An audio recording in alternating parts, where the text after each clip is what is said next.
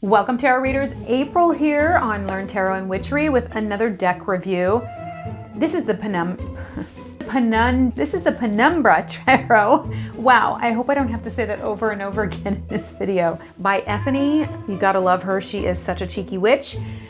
I pre-ordered this, as many of you probably did, and I'm going to do a first impressions and a walkthrough of this today. A little bit more extensive than I normally do, but before we jump into it, I just want to invite you to my Mystical March Tarot Journaling Challenge. Yes, that's a mouthful, but simply put, I'm challenging you to join me. It's totally free. You can sign up down below in the description box by clicking that link. And if you've been wanting to get into journaling and just, haven't had the gumption, been wanting to do a tarot journal, this is the perfect time to join. There'll be a bunch of us and we'll just have some energy to push us forward into journaling, free prompts and all sorts of cool little free cutouts and printables for you during this time. It's gonna be so much fun. So join me for that, and there are details down below when you click that link. All right, first let's start out with the word penumbra, because she has a definition on here, thank goodness, right? A space of partial illumination between the perfect shadow on all sides and the full light, which I'm struggling with there, but it says a surrounding or adjoining region in which something exists in a lesser degree, a fringe, something that covers, surrounds, obscures, a shroud. Okay. So really nice box. One of the things that I love is that she doesn't have the is bin right on the side. So like when I put it on my shelf, I can read the name. That's really cool. I really like that. Magnetic box, which these seem to be all the rage right now. Okay. So first of all, this is a nice chunky book. This is a guidebook. Oh my gosh, it's color. Look at that, it's color. That is really, really nice. She's got some spreads in there. She's got, this is really nice because sometimes I have trouble finding things, but it looks like, one of the things I appreciate is when the names are all on the same side, and it makes it really easy. Are they all on the same side? Yeah, they are. It makes it easy to find because you can flip through really quickly to things. Full color. Really beautiful, really nice book, very sturdy, but it fits in the box and will fit in a bag, which is really nice as well. Okay, let's put that off to the side here. Okay, so there's her little insert. Look at these, you guys. So I don't know if you know this, but Ethony is quite like me. She loves shiny things, and this is copper. It is beautiful. I love the backs. They're black. The sides have the copper gilding. I know some of you don't like shiny, but I do. I love shiny, shiny. So let's do it this way. So first off, the Fool. Oh my gosh, this is super fun. Let me just state that this is honestly not my style of art that I would normally go for, but I've been really trying to push myself to do different things with tarot. And so, this feels good. I love the dice. I love that it's borderless. I do not like borders, so I really like that about this. We've got some age diversity. Yeah, let's show the High Priestess. Oh, this is the Magician, excuse me. Let's show some age on people. I mean, we're all getting older, right? Some of you may think you're not getting older, but you are. It sneaks up on you really quickly. So again, here's the Magician, and pointing up, pointing down. Some of the traditional symbolism, really interesting. Not sure what this is about. I'm gonna have to check that out later in the guidebook. The High Priestess, again, a lot of the traditional symbolism here. She's wearing the crown. Oh, this is really lovely. I like it. I like how you've got the dark on the bottom with the name on there. It's bright. Look at this Empress, you guys. This is really pretty. And I had seen this in the preview of them, and I thought that's a beautiful Empress, just showing just the lusciousness of her, and it's very suggestive.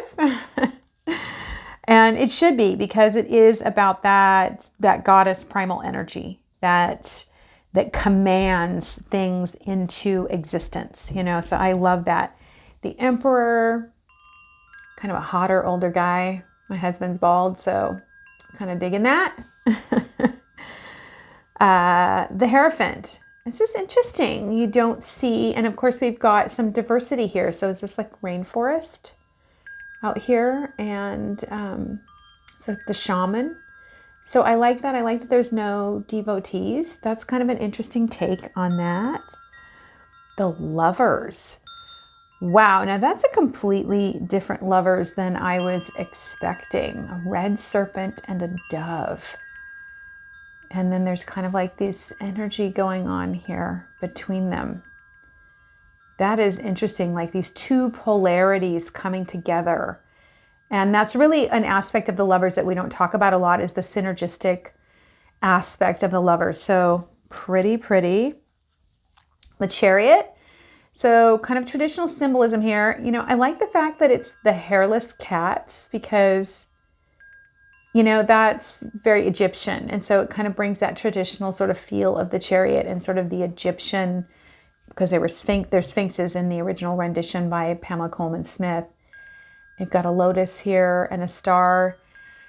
Yeah, I really like this Chariot card, you guys. The green flames here really, to me, speaks about the heart chakra, and how with the Chariot, I feel like this is about funneling our energy into what we're doing with excitement. It's really that core bit of flow that comes from a heart that's ignited into the world that creates the momentum towards success. So I love that.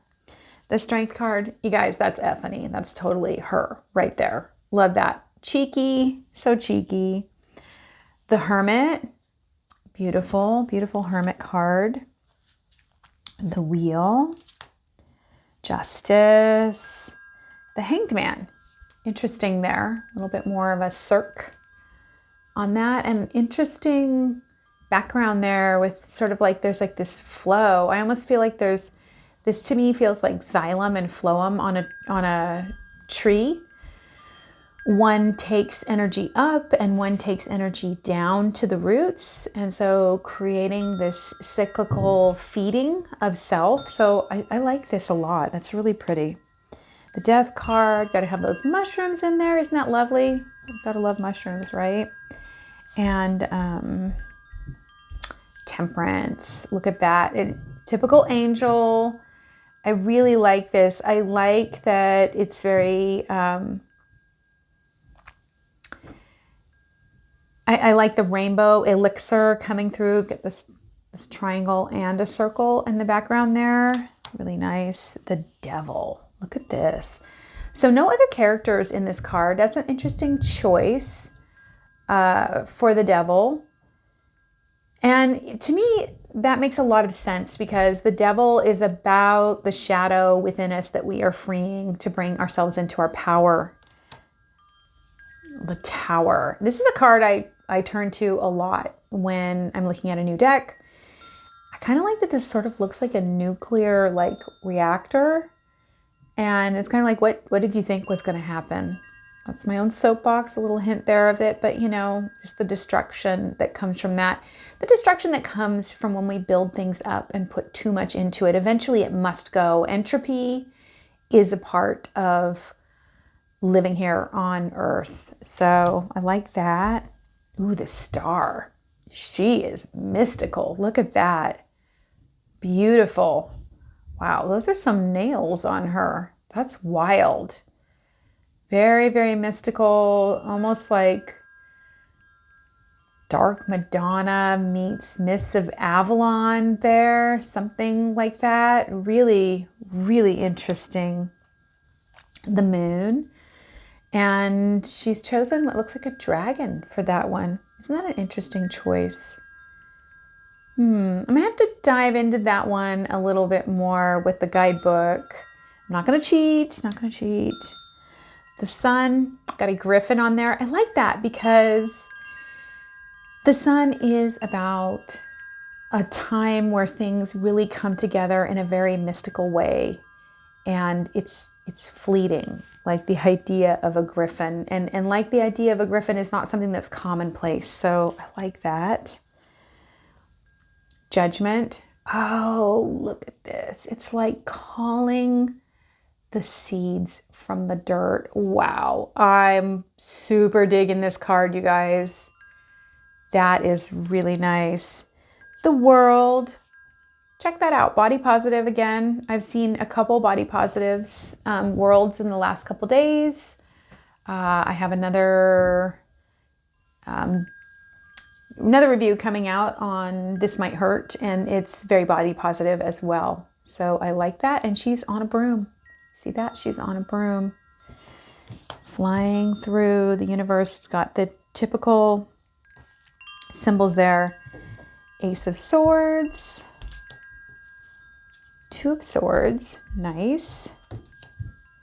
Oh gosh. If you haven't seen my Three of Swords video, check it out. But I like this one. I definitely would have featured it because that's it right there. Four of Swords. Really interesting.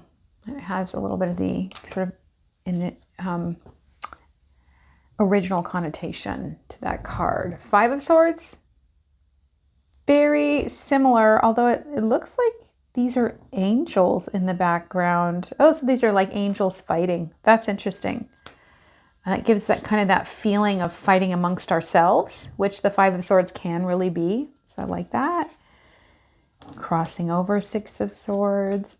You know, I like the color scheme on this. I feel like I like that Eight of Swords because it really is about, and this is kind of the view. Like a lot of times the card shows us all of the person, but this is sort of the view that you would have of yourself. So I like that. Nine of Swords. So I love this color palette. And I actually am really digging this type of, it's Ten of Swords, get that a little closer. I'm digging this kind of artwork, this style. Oh, interesting. Okay, so then we get here and we have Element of Swords instead of Page. I like that. That's very different.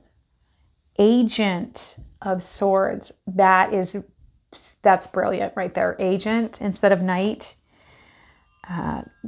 Crown of Swords. Way to take out all the gender and sort of these patriarchal ideas about the tarot and the court. You know, I love that. Crown. And then we have Throne.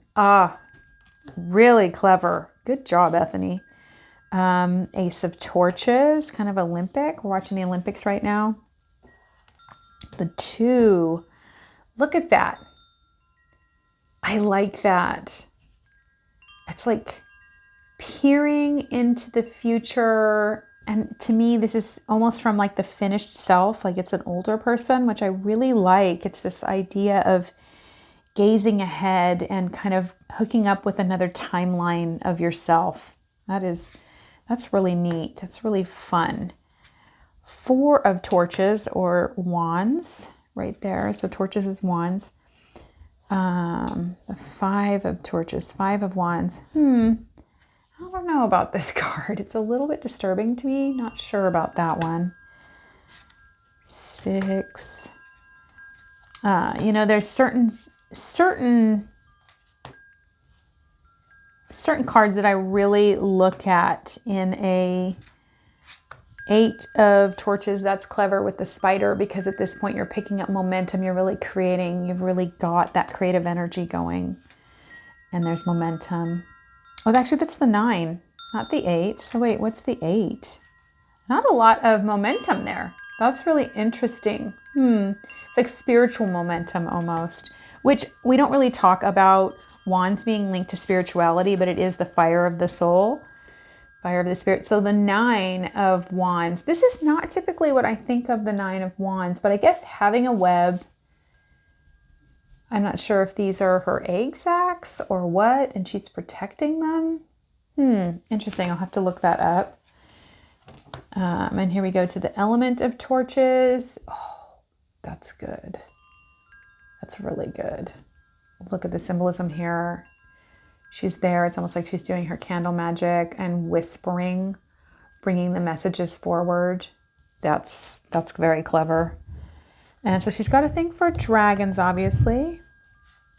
Knight of Wands. And look at that with the crown. Now, how I'd like to give it up to her right now, you guys, because she put a man in for what's normally a queen card, which I love that she's just kind of breaking off those ideas. And again, it's about the crown. It's about wearing the crown. And torches is a masculine aspect. And then the throne. And she's got a woman on the throne instead. Isn't that nice? It's just a little bit of a change. Ace of Cups. Interesting, the fish. So there's a whole kind of a sea thing going on here. The fishes. This is interesting. It's got this weave up above.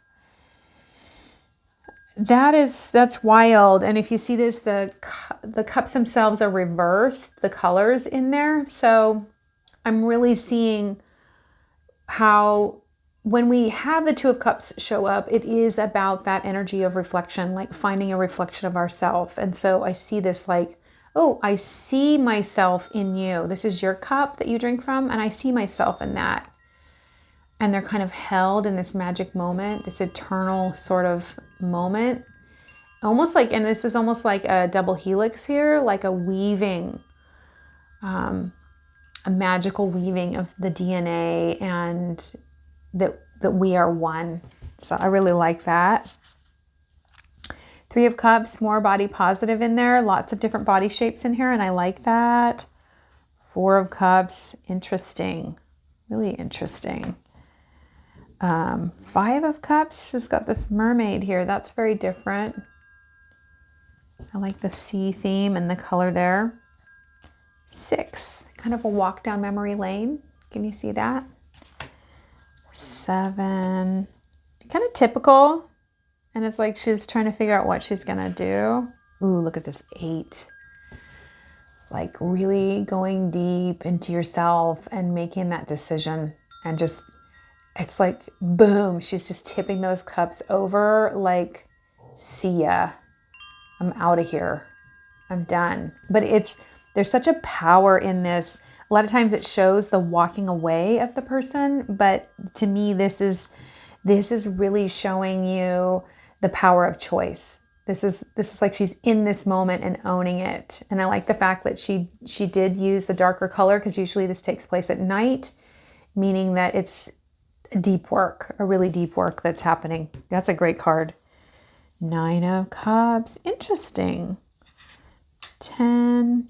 Oh, that's a sweet 10 of Cups, isn't it? Look at that community there. That's lovely. Element of Cups. Look at that. She managed to get the eye and the fish in there. So in the wands, we saw the lips in this one, and now we see the eye. So like a seeing here, and the feminine aspect is depicted. The Agent of Cups, and she chose the octopus. That's so interesting. I don't connect with animals that much, so I'll have to do a little bit of work to really think about that as far as a Knight of Cups goes. And then octopus are very intelligent. So I think about, that they are super intelligent and that they can connect deeply with different species, cross species. So I'll really have to dig into that one. Crown of Cups.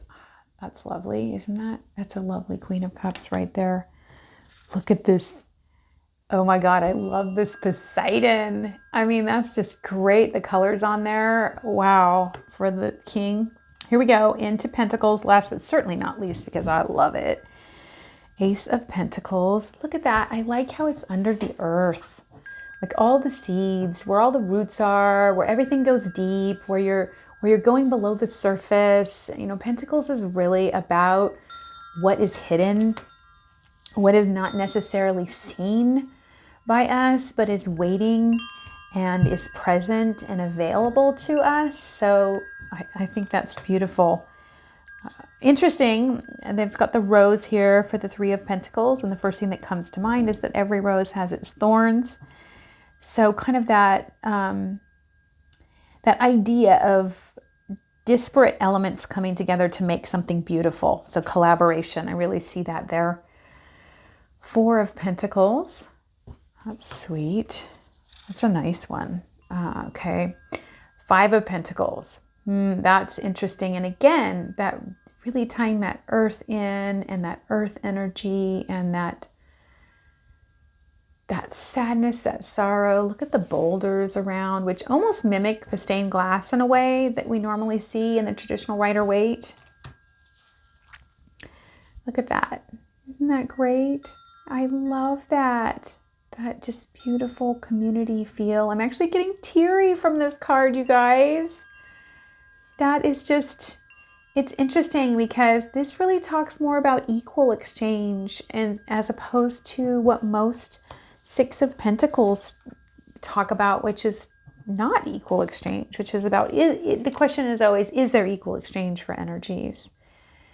Eight of Pentacles. Interesting. Like, is he working on it? He is. He's like carving down below the sea or something.